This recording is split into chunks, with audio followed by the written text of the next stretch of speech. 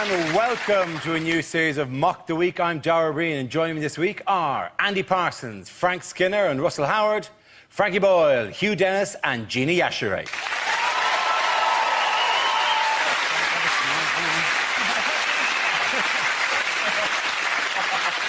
We start with a round called This Is the Answer, What is the Question? On the board are 6 categories. Gina, which category would you like?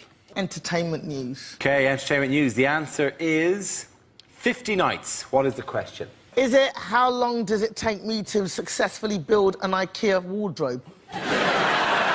Is it if an MP spent one night in a hotel, how many nights would he claim for? Is it how much of a start was Stephen Hawking given at this year's London Marathon? Oh, and so it begins! And so it begins! The show has been going 10 seconds.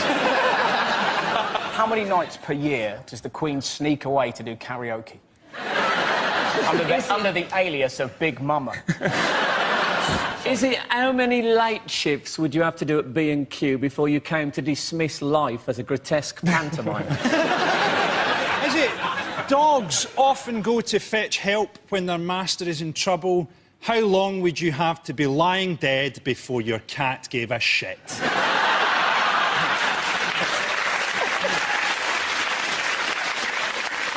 How long has Jackie Smith's husband been sleeping in the conservatory? Is it how long would it take Nick Park to film a Wallace and Gromit porno? Is it... Yeah, I like that. Only working at night. How long did it take Lady Gaga to perfect tucking her penis between her legs?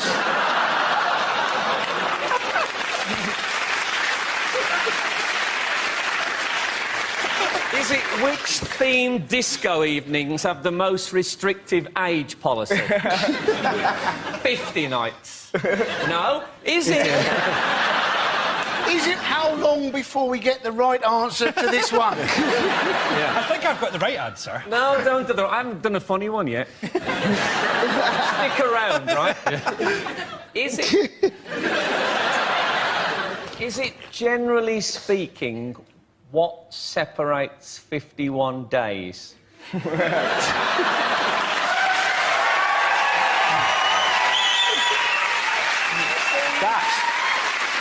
see, you don't have to be rude. Is it the number of nights that Michael Jackson was going to play the O2 Arena? It is, of course. Absolutely. Thank you very much, Dan. The question I was looking for was how many nights was Michael Jackson due to perform at London's O2 Arena before his recent death? This is the news of the King of Pop. The news of the King... you have heard this, I presume, somewhere. This is the news of the King of Pop. Michael Jackson is dead. The 50-year-old star died suddenly following a cardiac arrest and was just weeks away from his This Is It tour in London. His death has left millions of fans in mourning. One devastated fan said, "I was at Disneyland when I heard he died. I didn't want to believe it. It was only when Mickey Mouse confirmed it to me that I accepted it." You know how in the future everyone will say, "Oh, do you remember where you were when Michael Jackson died?"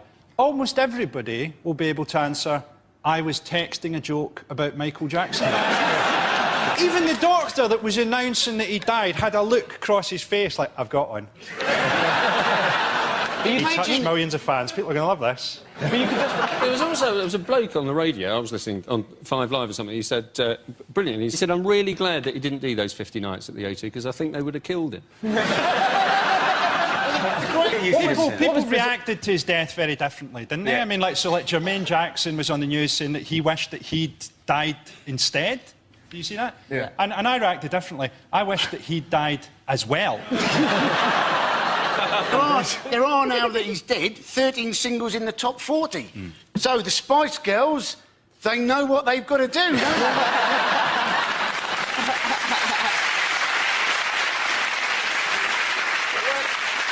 When they found him, they said that he was face down on the floor next to the bed. And they didn't call an ambulance for 50 minutes because they just thought he was looking for the other glove. It can't have been easy, though, for them to actually work out he was ill, can it? Because let's face it, he's been looking pale for 20 years. Yeah, but come I on. genuinely think the symptoms of a massive cardiac arrest are more than you're looking a bit pale there. You seem to forget. We're forgetting, though, that the guy was a genius. Like, he wrote some of the best records of our generation.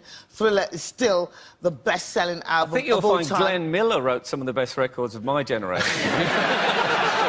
Okay, of my generation. But, no, the guy Welcome was a back. genius. I mean, what black man can produce 3 white kids? It's amazing. Frankie's got a better chance of being their dad than Michael. You're right, though, Jim. If that is the case, they're in real trouble. A choice between Michael and Frankie. Sorry, kids, a bit of a change of location for you. You're going to live with Uncle Frankie now. What, after staying with Michael Jackson? It's all got to be up from there, hasn't it? Do you know the weirdest thing about Michael Jackson? I didn't even know this. He was a Jehovah's Witness. That's like the least weird thing about him. I bet when he went to the Jehovah's Witness meetings, they pretended not to be in. Michael, turn the telly down. Although he did look like someone who wouldn't have a blood transfusion, didn't he? I think people generally, because they loved his music so much, they were willing to forgive him what he got up to in his private life. So there's a lesson in there, isn't there? For Gary Glitter, write better songs. But the memorial had a huge number of stars. You got Stevie Wonder, Mariah Carey, Lionel Richie. Oh, yeah, and the kid from Britain's Got Talent. I love it. Hey, they gave Stevie Wonder a seat in the front row. Wait, you got to wait 10 minutes for him to walk all the way from the back of the theatre. Next up, Stevie Wonder. Come on, Stevie, we have a little day here, right? Stevie's like, I'll be with you in a minute. Weaving his way, like in the middle of the row. Sorry, excuse me, sorry, I'm on now.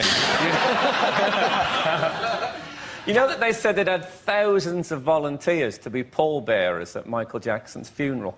I bet they did. Where were they when Barry White died? One of the best stories about this, I don't know if you read this, was that Bubbles has been banned from the funeral because he's too violent. That's a fantastic story, isn't it? But surely Michael Jackson's dad's going, who beat him up for 20 years, and yet a monkey who likes to throw his poo around a bit much. But they didn't even tell him because they didn't want to upset him. He's a monkey! As if he sat there going, no, no, You see, I thought... banana, num, num, num. When did we start telling pets? Somebody must have made the decision, like, Michael's dead, somebody better tell the tigers. Do you reckon they'll do that with David Blunkett? If he pegs it, someone better tell his dog. He's gone, David. No! I think the dog will sense the dead weight on the lead. Yeah.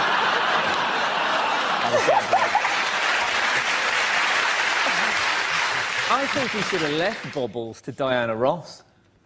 Because it's great. He left the 3 kids leave to the 3 Diana kids, Ross, and she didn't know. That's a... They're going to turn up and she's going to go, what is it, trick or treat? No, we always wear these. Right? He's left his kids to Diana Ross. She doesn't know. It's like, he didn't we should bequest all them to do her. it. Let's all put that in our... Like, it's be like Rick rolling. It would be great, though, if we did leave everything to Diana Ross. If everyone in the world got together, just leaving anything, you know, like a bugle or a flute, just so that she'd be sat there going, this is ridiculous. I feel like I'm in the middle of a chain reaction. Do you think? Do you think do you think for parenting, if they're misbehaving, you just go, stop, in the name of love? When I was actually, seriously, when I was like, I suppose when I was about 8 or 9, I was a massive Michael Jackson fan, and I wish I'd known at the time that I was his type. You know the conspiracy theory at the minute? There's a conspiracy theory already that Michael Jackson faked his own death. If he faked his death, where could he go in the world that he would blend in? Does Cornwall even have a police force? Isn't it odd that Michael Jackson's dancing deteriorated as he got whiter and whiter? At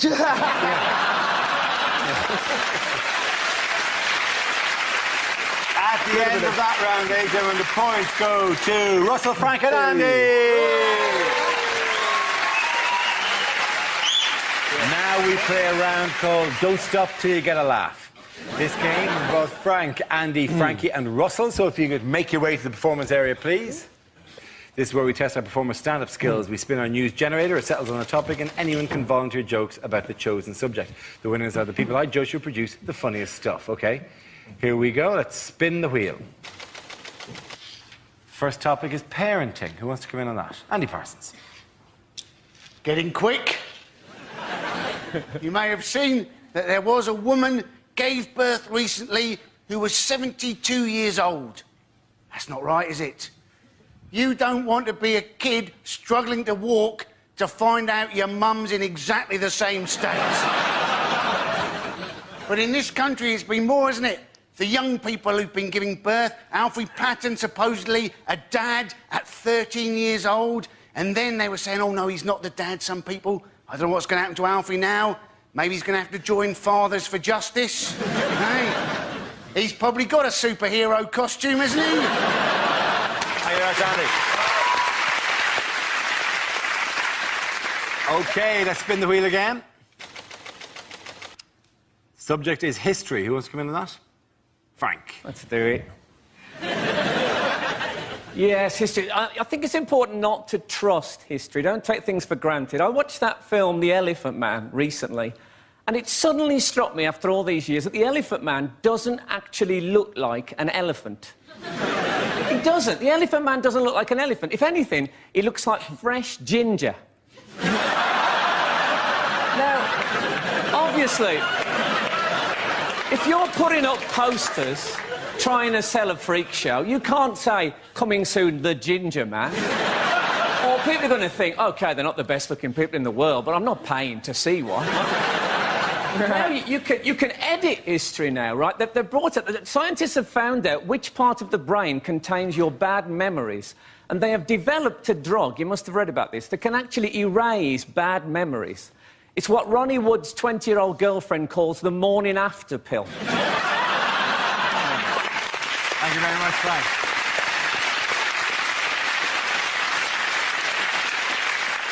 That leaves us with Frankie and Russell. Let's spin the wheel. Next topic is Britain's Got Talent. Frankie.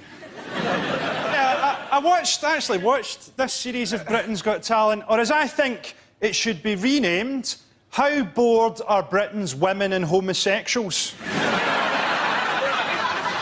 Susan Boyle, to me, looks like Gordon Brown playing Mrs. Doubtfire.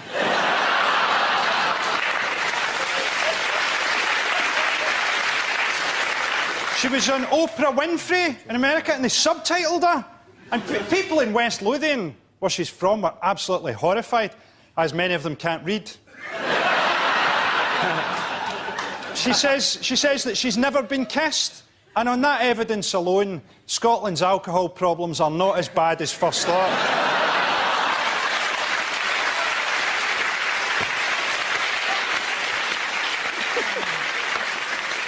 OK, let's see what Russell's been left with. Let's spin the wheel. OK, the topic is human behaviour. Some things you can't help doing. Do you find this? Like, if you get a cold can of Diet Coke, it's not enough for you to go, that is freezing. You have to find somebody you love and put it on their face. You can't... You don't do that with any other food. This soup's boiling in your eyes, but... For some reason, you become a fizzy torch. All right, Mum, Fanta, to the knee! We're all fairly peculiar. Sometimes you think weird thoughts. I was in Tesco the other day. I was offered a bag for life, and I found myself going, I can't commit to that. You know? I don't know what bags are going to be like in the future. I feel like a tool if I got a plastic one in 2024. People go, I've got a new bag, it packs itself and speaks Spanish. Piece of shit. What can you do? I can suffocate a child. That's all you're good for.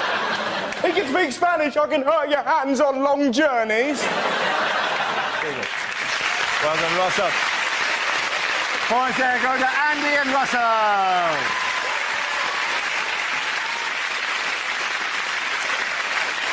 Our next round is called Headliners. Here's a picture of Centre Court at Wimbledon. But what does RBWF stand for? Is it really boring watch football? Regular bunch of white folk. Is it? Russin' Bussin' Winner Federer. Bussin, Win and Feather. What's that then? What is that? Is that like I think that's from Scooby-Doo. As Captain Caveman commentating on... Is it replace balls with fruit? All right, let's move towards the correct answer if we can, really please. both Williams's fellas? Is it simply Rich Bastards Watch Final? There's a touch of that, all right, yeah. Excellent. More tennis for the people. For those, is it record-breaking Wimbledon final? It is record-breaking Wimbledon final. Thank you very much. You'll watch this. We excited. Do you know the most amazing thing about the final? Tim Henman commentating on the final. What does he know about it? To be honest, none of us were interested. As soon as Murray got knocked out, we weren't bothered. And it was hilarious how fickle we were. We were like, come on, Andy, do it for Britain. Game, set, match, Roddick. You Scottish bastard! Straight away. Andy Murray, I think, is, like we've got to admit, he's a brilliant British number one. Yes. We're not taking anything away from him, but let's not forget the British number two is actually Adrian Chiles. And the number three is just the concept of disappointment. For many years, there wasn't a British number one. It just started at two. Did you see the other British guys that got knocked out in the first round? Some of those guys turned up with snooker cues. I mean, you're right, Frankie, because I, in fact, had 2 weeks at the David Lloyd Tennis Centre, and I'm now Britain's number 6. It's not just Britain that's bad, though. What happened to the lesbians? They used to dominate Wimbledon. Where are they now? Well, I really miss that smell of pipe smoke in the ladies' locker room. What I like about Andy Murray, right, is he's like beyond Scottish. He's like almost translucent. He's like a living porridge. Sometimes the sun would strike him in a certain way and he'd cast a rainbow against the scoreboards. No wonder people couldn't beat him. They couldn't see him. It must have been like playing Predator or something. If you watch Wimbledon, I loved it. It was really great because the cameramen this year were proper perverts. Yeah. Every time a point was played, they're like, right, let's have a look. She will do. Did you see there was one clip where this girl with massive tatty bojangles was literally jumping up and down? Yeah, I saw that. In slow motion going... And McEnroe actually said, God damn. Yeah. It was literally the highlight. I have to. Not to be honest, Mike, I watched that in high def, and in 1080, that was phenomenal.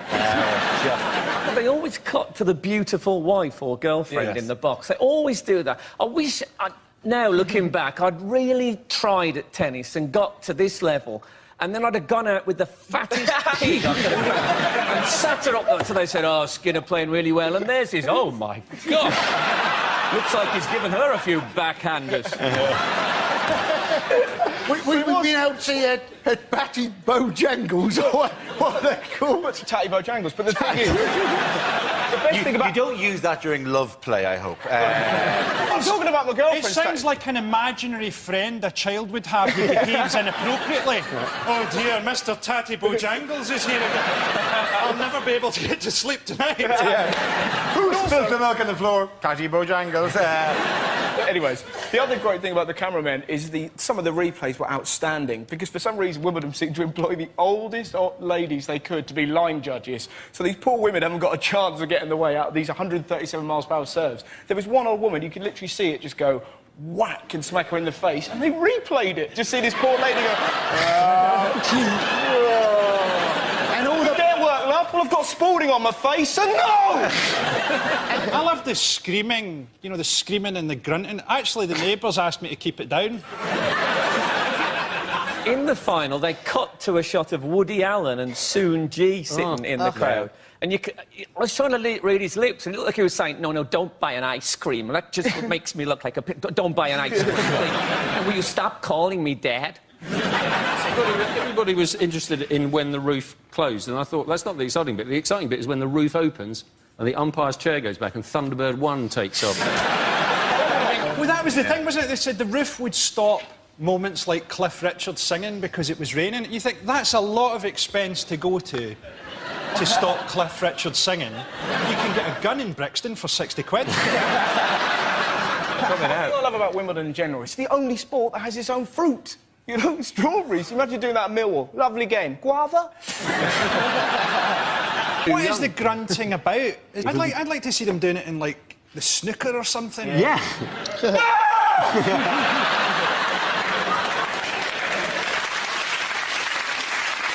Why were royal finances in the news this week? Because the Queen blew all her money on a horse called Thug Hunter.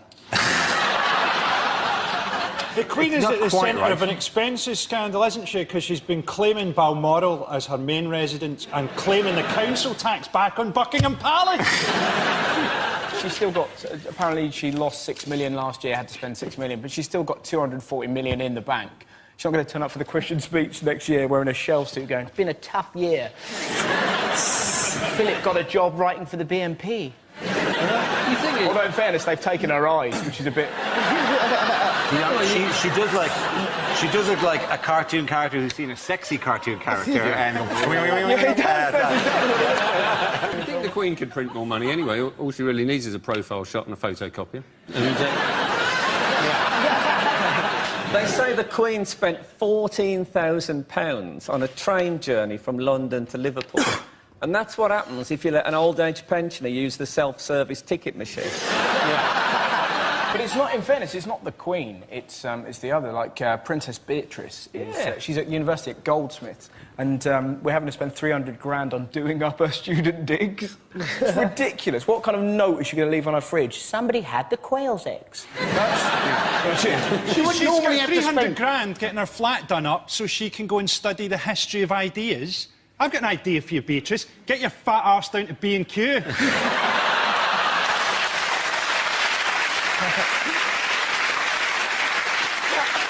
Well, the fact is, they're always getting on about whether the royal family is actually value for money. But at the end of the day, we do get a lot of tourists coming in. If you just go to Buckingham Palace on any day, you see the number of tourists gawking at it.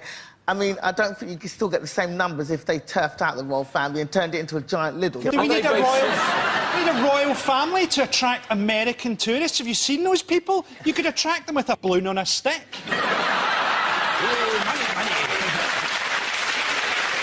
I don't know about turning it into a big Lidl, but I think people would come from far and wide if the Queen was forced to work at Lidl. Oh, you can imagine going up to the Queen and go, yeah, what, 4 packets of already broken biscuits, yeah? They said Do people still actually buy already broken biscuits? Dara's hardly going to know the answer, is he? Let's be honest, the new Slim Dara doesn't know anything about biscuits. Look at him. I couldn't even recognise the word He looks like a Russian bodyguard. No actual... Oh, you look good. I think we should have started the show with you just in front of the camera, just doing a gun show like that. You like that, nation? They call me Vladimir. He looks like a Russian bodyguard, doesn't he? I don't know if you realise the story behind this, but Dara's lost weight because he's been on the Irish version of I'm a Celebrity, which is set during the potato famine.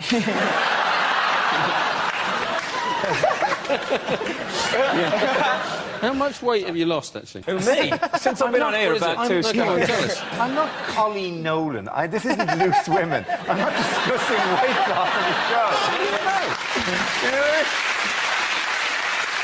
At the end of that round, the points go to Frankie, Hugh and Gina.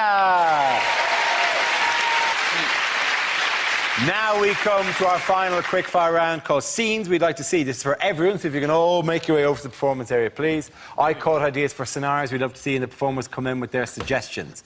Right, here we go. The first subject is things you wouldn't hear from a weather forecaster. The Met Office have issued a weather warning. They've told the weather not to do that again, or there'll be trouble. Temperatures could rise to 31 degrees. Shit, I've left my baby in the car!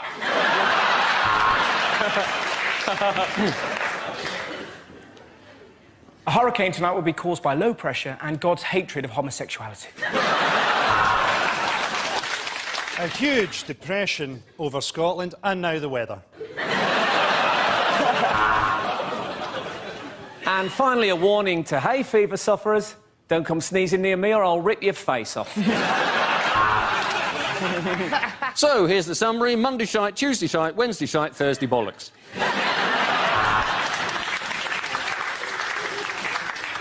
The humidity's rising. The barometer's going low. Tonight, for the first time, just about 10:30, it's going to start raining men.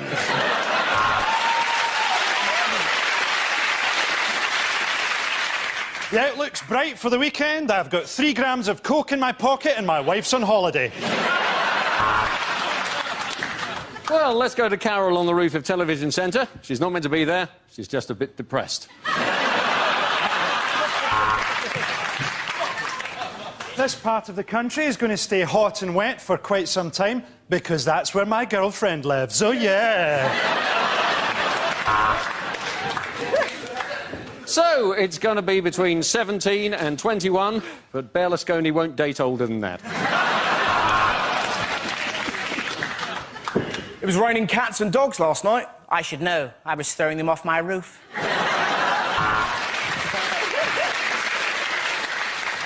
What are you watching me for? Look out the fucking window. It's going to be cloudier tonight. I love those German birds. What do you care what the weather's going to be like? You look shit in all your clothes. The next topic is deleted lines from Star Trek. Kirk to Enterprise. OK, how about if I stand over here?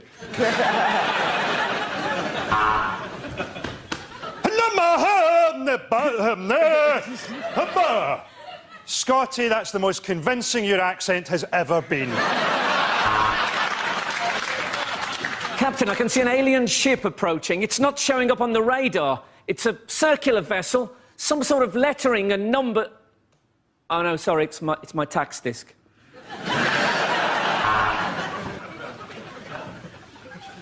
I have no emotion. My mother was a Vulcan. My father was Gordon Brown. All right, which one of you ate my Scotch egg? This is the Federation of Gay Planets. Open your docking bay and prepare to be boarded. Tell you what, Spock, your towel is a lot softer than mine. Captain's log. Just seen some aliens. OMG. WTF. LOL. Smiley face. Who are these terrifying aliens? You can't call them that anymore, Captain. It's Uhuru and Sulu. Welcome to the SS Enterprise, Mr. Eccleston.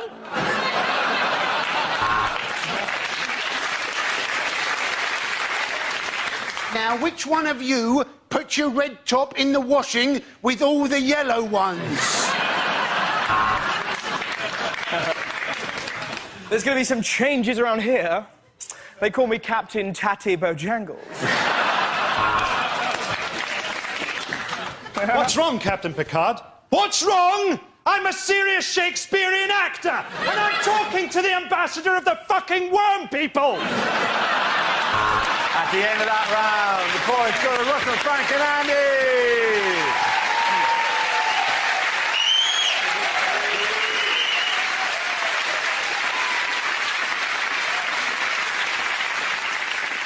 That's the end of the show. This week's winners are Andy Parsons, Frank Skinner and Russell Howard.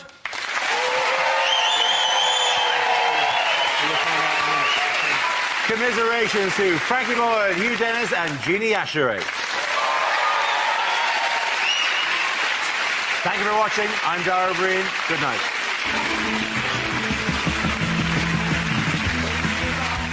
More comedy to come here on BBC Two and some serious news about toast with that Mitchell and Webb look next tonight, and then paying homage to Hitchcock's Psychoville's take on the classic film Rope at 10.